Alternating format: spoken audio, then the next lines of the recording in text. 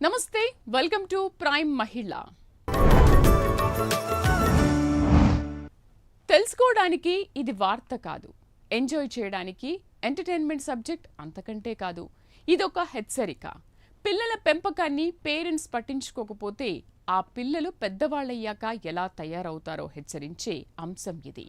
యూపీలో కాళ్లు కడిగి కన్యాదానం చేసిన అత్త మీద మనసు పడ్డాడు ఓ అల్లుడు.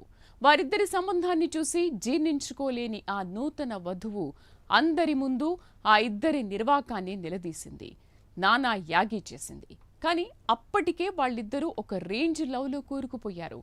సమాజం తమ స్వేచ్ఛను హరించరాదని చెప్పి రిజిస్టర్ మ్యారేజ్ చేసుకున్నారు. అత్త అల్లుళ్ల పెళ్లి మీద సోషల్ మీడియాలో నానా రచ్చ జరుగుతోంది.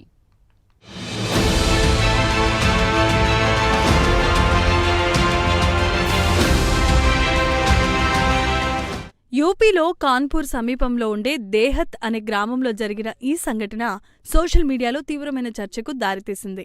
అల్లుడు తన అత్తను వివాహం చేసుకున్న సంఘటన వైరల్ అయింది. అయితే ఇది కేవలం ఒక సంచలనమైన విషయంగా భావించరాదు. సమాజంలో నానాటికి లోలోతుగా పాతుకుపోతున్న కొన్ని ప్రమాదకరమైన ధోరణులను సరిగ్గా అర్థం చేసుకోవాల్సిన సమయం వచ్చిందని గ్రహించాలి.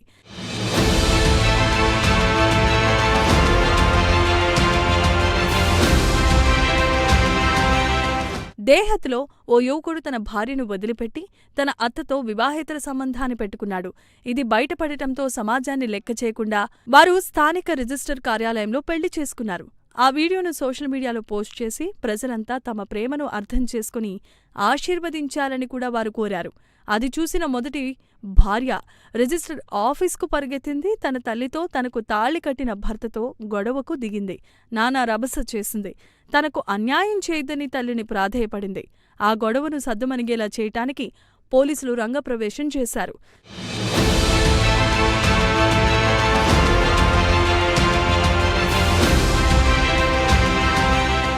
చట్టపరంగా వారిద్దరూ ఒక్కటయ్యారు. అది వారి వ్యక్తిగత నిర్ణయమే కావచ్చు. కానీ సమాజపరంగా చూస్తే ఇది కుటుంబ బంధాల పవిత్రతను మంటగలుపుతోంది. పెద్ద చర్చకు దారితీస్తోంది. కాళ్లు కడిగి కన్యాదానం చేసిన అత్తా మామలు తల్లిదండ్రులతో సమానం అనే సనాతన ధర్మం ఒకవైపు చెబుతూ ఉంది. అల్లుడి విషయానికొస్తే అందరికంటే ముందు గౌరవాన్ని అందుకునే వ్యక్తి ఇంటి అల్లుడు. ఎంతో అపురూపమైన ఇలాంటి బంధాలు, గౌరవాలు, ఆదరాభిమానాలు కేవలం వ్యక్తిగత ఆకర్షణల ముందు బలైపోతున్నాయి. మనవాళ్లు యుగయుగాలు ఏర్పాటు చేసిన సాంప్రదాయాలను కలికాలంలో కొంతమంది సంస్కారులు నాశనం చేస్తున్నారని సోషల్ మీడియాలో నెటిజన్లు విరుచుకుపడుతున్నారు. కొందరి బలీయమైన కోరికల ముందు సమాజ విలువలు పడిపోతున్నాయా అనే ప్రశ్న తలెత్తుతోంది.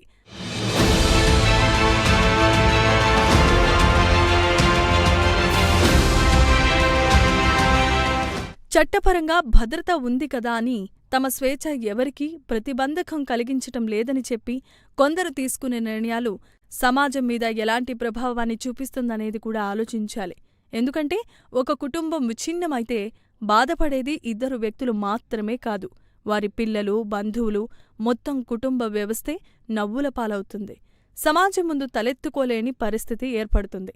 బంధాలు కేవలం రక్త సంబంధాలు మాత్రమే కాదు, బాధ్యతలు కూడా. స్వేచ్ఛకు హద్దులు లేకపోతే విలువలకు అర్థం ఎలా వస్తుంది అని సమాజవేత్తలు ప్రశ్నిస్తున్నారు.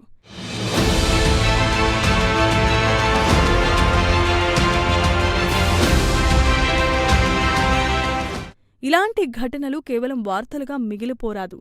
కుటుంబ విలువల గురించి యావత్ సమాజం ఆలోచించే సందర్భాలుగా మారాలని పలువురు సామాజికవేత్తలు అభిప్రాయం వ్యక్తం చేస్తున్నారు. సమాజం ఆధునికంగా మారాలి.